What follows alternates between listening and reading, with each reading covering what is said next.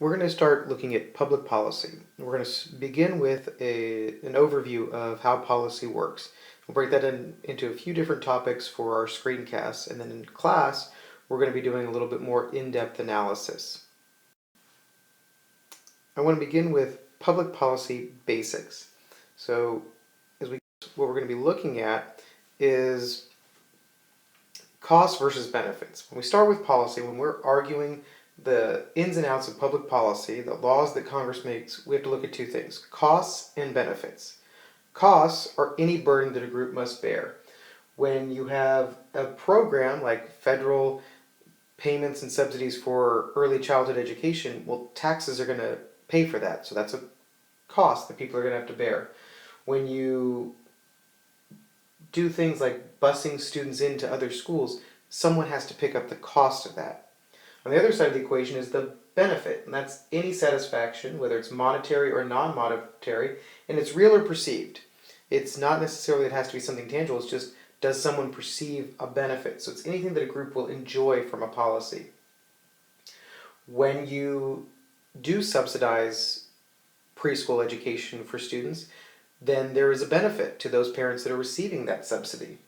When you bus students into schools, then you are getting improved educational opportunities for those students who wouldn't previously have had that. When we look at costs and benefits, they can be widely distributed or narrowly concentrated. When you widely distribute costs, you have something like income tax. Everybody's paying it that has an income. You have Social Security tax. Everyone's payroll has a deduction. And you also have narrowly concentrated costs. When we have emission standards on a factory, the factory alone is bearing the cost of that. No one else has to take up that burden.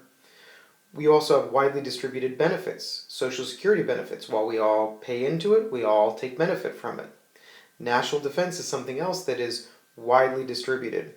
With national defense, we all receive the benefit of having a secure homeland. And then you have narrowly concentrated benefits, things like farm subsidies. That goes to a very select group of people.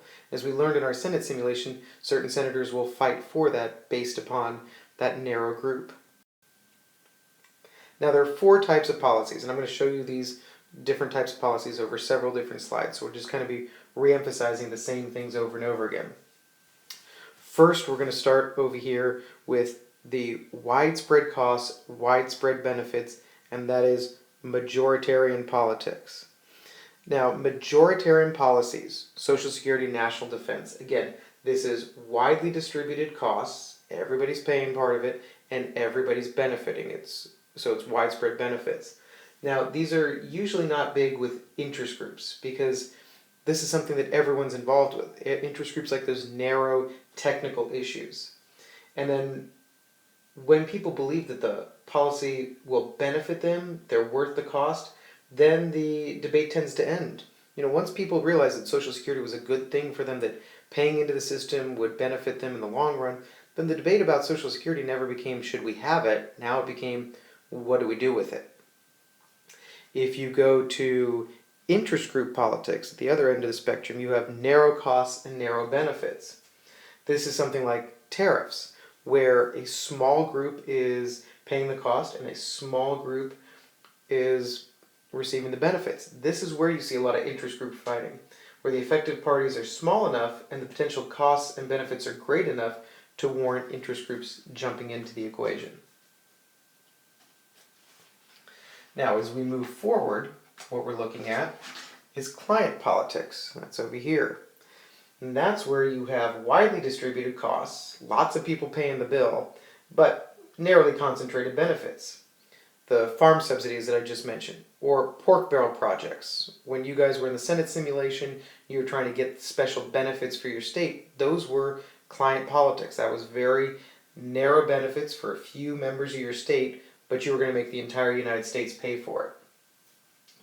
This is another one where there's a strong incentive for interest groups to participate because they're going to get benefits, but they can spread the costs out to others.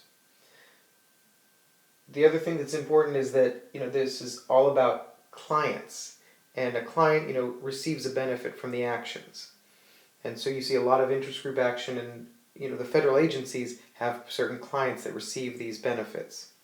Now, the last one we want to talk about is entrepreneurial. This is where you have narrowly concentrated costs and widely distributed benefits. When you have consumer product safety legislation, what's happening there is that the industries are bearing the costs, but we all benefit from it. So when cars do things to improve their impact on crash, the car companies pick up the cost of that, and the American people pick up the benefits. So again, this is anyone that's going to pay the costs, they're going to participate. They're going to have interest groups out there. When we watched that video on the regulations that were covering OSHA and the UPS workers, that was a narrow cost applied to the beer and wholesalers industry. UPS is a factory, but the benefits were widespread. That was affecting a large group of people. So this requires a lot of interest group activity. So again, if you look at it, we've got majoritarian, widely distributed costs, widely distributed benefits. Interest group, narrowly concentrated costs and narrowly concentrated benefits. Client politics, widely distributed costs and narrowly concentrated benefits. And then entrepreneurial, narrowly concentrated costs and widely distributed benefits. So that gives us a nice summation of the 4 types of policies.